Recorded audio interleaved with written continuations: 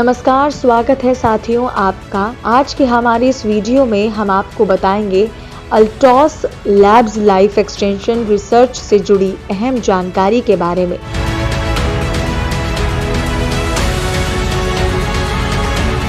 अल्टॉस Labs life extension research.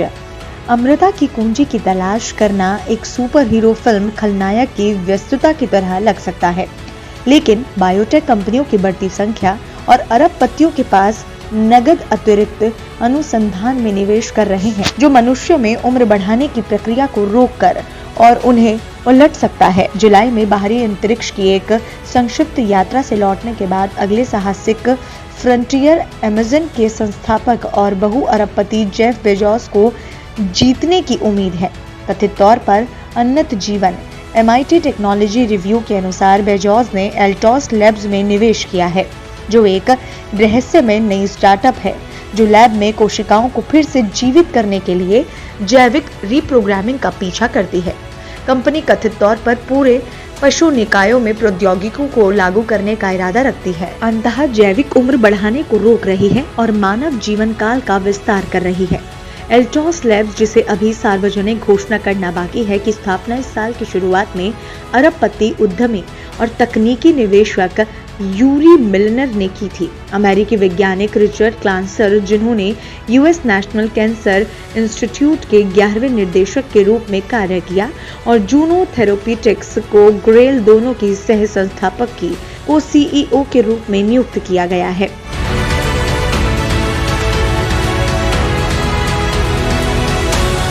Anti ageing का विज्ञान। जबकि कई उम्र बढ़ाने पर केंद्रित बायोटेक कंपनियां उम्र बढ़ाने से जुड़ी बीमारियों का मुकाबला करना चाहती हैं, अल्टॉस लैब्स को सेल्यूलर स्तर पर पूरे मानव शरीर को फिर से जीवंत करके मृत्यु को स्थगित करने की उम्मीद है। अल्टॉस लैब्स का शोध जैविक रीप्रोग्रामिंग पर केंद्रित है, जो 2006 में वैज्ञानिक शिन्या यामानाका द्वारा खोजी गई एक तकनीक है, जो कंपनी के वैज्ञानिक सलाहकार बोर्ड की अध्यक्षता करेगी। यामानाका के काम से पता चलता है कि केवल 4 प्रोटीनों को जोड़ने के बाद, जिन्होंने अब यामानाका कारक के रूप में जाना जाता है, कोशिकाओं को प्लूरिपोटेंट बनाया जा सकता है, यानी शरीर में कोई भी कोशिका बनने में सक्षम है। 2016 में Spanish biochemist Juan Carlos Izpisua Belmonte के नेतृत्व में एक अध्ययन, जो अल्टॉस लैब्स में शामिल होगा, ने देखा कि तकनीकी जीवंत चूहों में उम्र बढ़ने की सेल्यूलर और शारीरिक संकेतों को कम कर सकती है और औसतन 6 सप्ताह तक उनकी उम्र बढ़ाती है।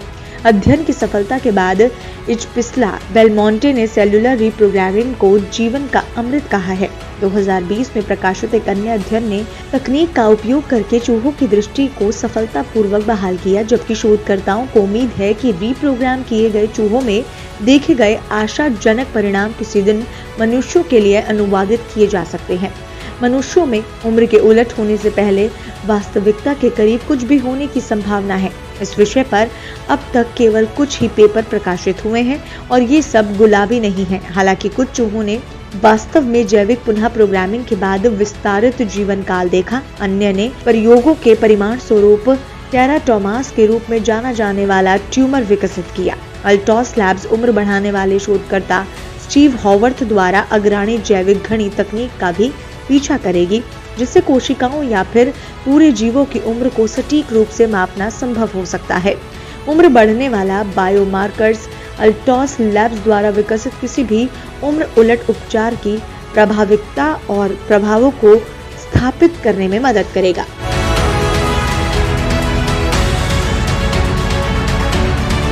उम्र के उलटफेर में $1 मिलियन की उद्यम। अल्टॉस लैब्स एंटी एजिंग और दीर्घायु का पता लगाने वाले पहले बायोटेक से बहुत दूर है और ये बेजोस का इस तरह के क्षेत्र में पहला प्रयास नहीं है। कैलिफोर्निया में मुख्यालय वाली यूनिटी बायोटेक्नोलॉजी उम्र बढ़ाने के लक्षणों को धीमा करने या फिर उलटने के लिए एक स्टार्टअप ने अपनी स्थापना के 10 वर्षों में बेजोस, उद्यम पूंजीपति रॉबर्ट नेल्सन और अरबपति पेपॉल के सह संस्थापक पीटर थियल जैसे निवेशकों को आकर्षित किया है। कंपनी को पिछले साल एक बड़ा झटका लगा था, जब इसके प्रमुख एंटी एजिंग उम्मीदवार पुराने ऑस्टियोआर्थराइटिस दवा यानी कि UBX0101 द्वितीय चरण के परीक्षण में 12 सप्ताह में अपने प्राथमिक समापन बिंदु को पूरा करने में विफल रहे। और पूरे परिमाण स्वरूप यूनिट के शेयरों में 60% की गिरावट आई। 2013 में स्थापित गूगल समन्वित कैलिको लैब्स एक यूएस आधारित R&D बायोटेक है जो उम्र बढ़ाने के पीछे की जैविक प्रक्रियाओं को उजागर करने और उम्र से संबंधित बीमारियों से निपटने की उम्मीद करती है। कंपनी का मुख्य उद्देश्य उम्र से संबंधित स्थितियों जैसे कि न्यूरो डिजेनरेशन और कैंसर के लिए नए उपचारों का विकास और विपणन करना है, लेकिन ये भी शोध कर रहा है कि कैसे जैविक रिप्रोग्रामिंग प्रयोगशाला में कोशिकाओं और ऊतकों में उम्र बढ़ने को उलट सकता है। कैलिको वैश्विक बायोफॉर्म एबवी के साथ लंबे समय से चल रहे शोध सहयोग में है, लेकिन अभी तक ये स्पष्ट नहीं है कि उम्र से संबंधित बीमारी के लिए उपन्यास उपचार की खोज के मामले में साझेदारी ने कितनी प्रगति की है। सेल रिप्रोग्रामिंग के माध्यम से मानव जीवन को लंबा करने की उम्मीद करने वाली अन्य बायोटेक कंपनियों में अरबपति समर्थित एजेक्स थेराप्यूटिक्स, यूके स्थित शिफ्ट बायोसाइंस और US drug maker life biosciences शामिल है। अब तक किसी भी उम्र बढ़ने केंद्रित कंपनियों ने मनुष्यों पर नैदानिक परीक्षणों में रिप्रोग्रामिंग आधारित चिकित्सा अग्रिम नहीं देखा है।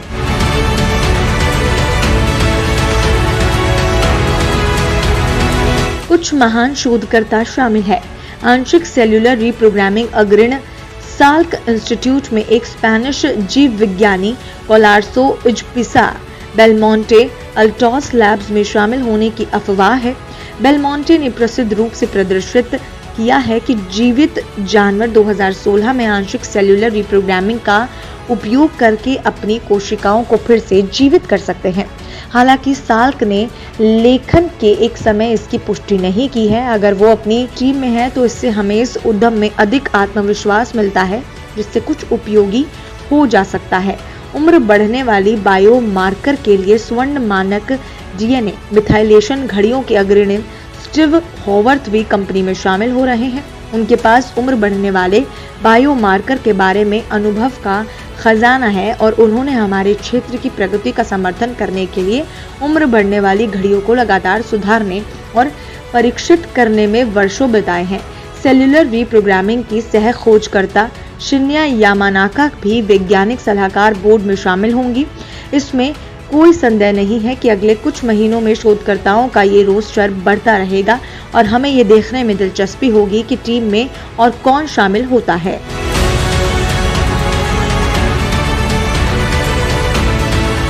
हम यथासंभव लंबे समय तक स्वस्थ कैसे रह सकते हैं?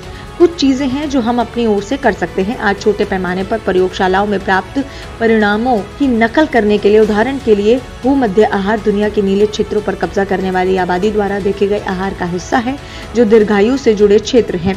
आश्चर्य नहीं है कि युवाओं के फव्वारों की खोज में आमतौर पर आहार संबंधी सिफारिशें शामिल होती हैं। साक्ष्य आधारित चिकित्सा के युग में भूमध्य आहार निवारक दवा में सोने के मानक का प्रतिनिधित्व करता है। शायद एंटीऑक्सीडेंट और विरोधी भड़काऊ गुणों वाले कई तत्वों के हार्मोनिक संयोजक के कारण, जो किसी एक पोषक तत्व या फिर खाद्य पदार्थ को अभिभूत करते हैं। लेखक हाल के एक अध्ययन के लेखक जर्नल ऑफ एक्सपेरिमेंटल गॉर्नोटोलॉजी रिपोर्ट करता है कि सार्डिनिया भूमध्य सागर के केंद्र में स्थित एक पहाड़ी इतालवी द्वीप पूरी दुनिया में पूर्व शताब्दी की सबसे अधिक सांद्रता है। एक सच्चा भूमध्य आहार इस क्षेत्र के पारंपरिक फलों, सब्जियों, बीन्स, नट्स, समुद्री भोजन, जैतून का तेल और डेयरी पर आधारित है, शायद एक गिलास या फिर 2 रेड वाइन के साथ। इस तरह से क्रेते, ग्रीस और दक्षिण इटली के निवासियों ने 1960 के आसपास खाया, जब उनकी पुरानी बीमारी की दर दुनिया में सबसे कम थी और उनकी जीवन प्रत्याशा केवल सीमित चिकित्सा सेवाओं के बावजूद उच्चतम के बीच थी।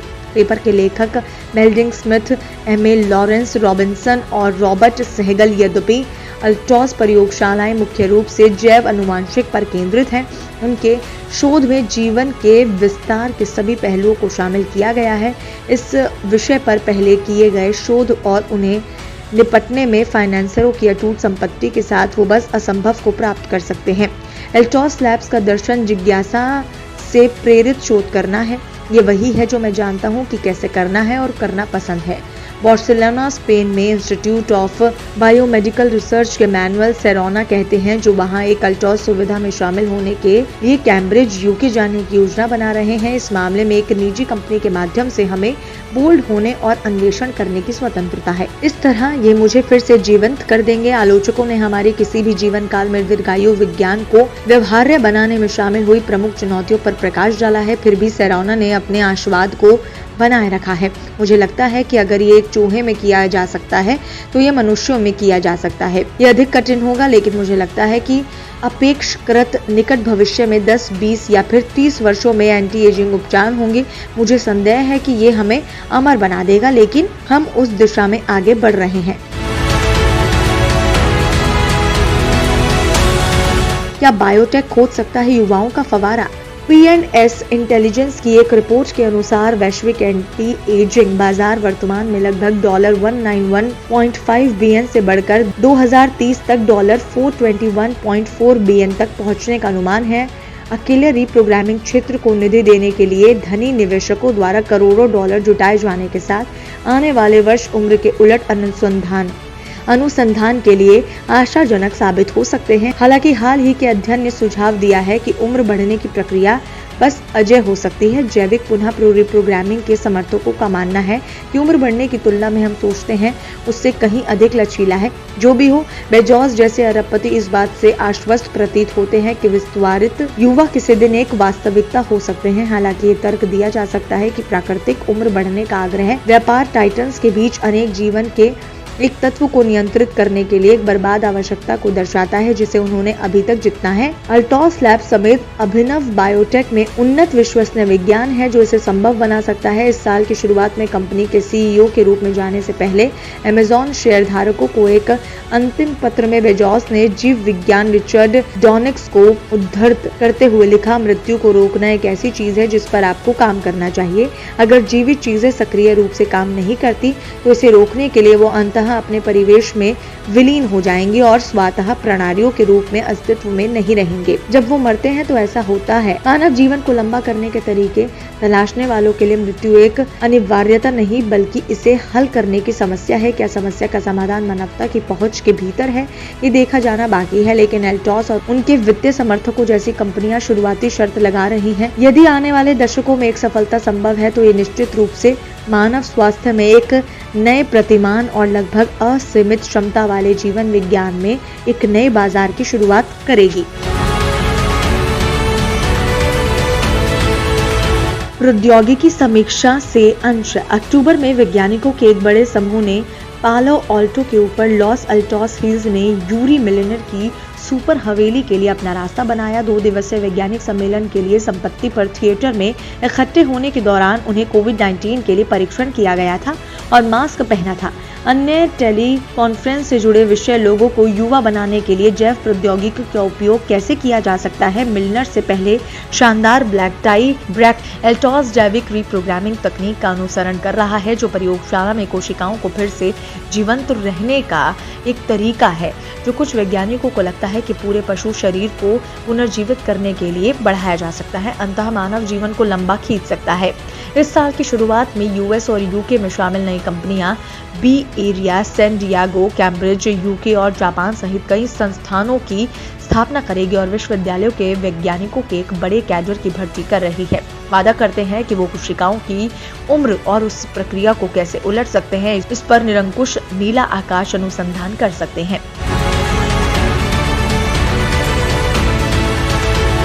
उम्मीद करते हैं आपको ये वीडियो पसंद आया होगा। आप हमारी वीडियो को लाइक शेयर करके कमेंट करना बिल्कुल भी ना भूलें।